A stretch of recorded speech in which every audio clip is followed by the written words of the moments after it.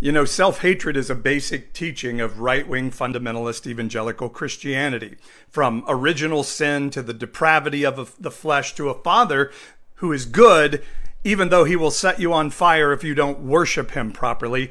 Christians are taught to hate themselves as beings and to be lucky that God doesn't just burn them to a crisp by lightning today. That's why it becomes not only easy, but permissible and celebrated to say something like this, a comment celebrating what priests have done to young children. And let's not kid ourselves, many Protestant ministers as well, who've had them covered up, particularly by the SBC, who recently said women can't be pastors.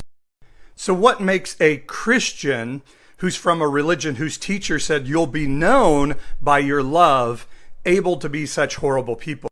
Christians have been taught that passages like Romans 3:10 tell us that there's nothing good in humanity. And because Christians don't know the Bible, they don't realize that the writer of Romans is creating a rhetorical statement here to say people who think they are good with God because they follow a set of rules are wrong because they're not good from following the rules. In no way does that verse and passage say that all human beings are evil and corrupt.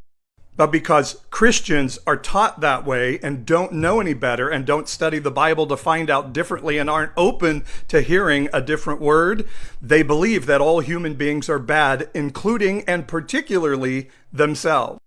And whenever a human being hates themselves, they can only spread hate to others.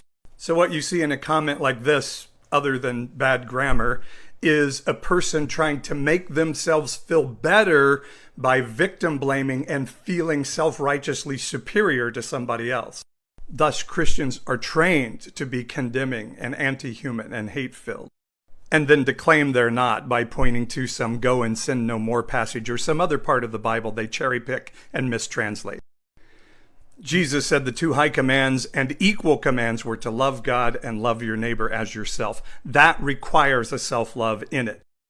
And Jesus even said in John 3:17 that he didn't come to condemn, but came to sozo, to reconcile humanity to its rightful relationship to heaven. So when you see Christians being horrible people saying horrible things like this, just know this commenter has to hate themselves more than they hate others.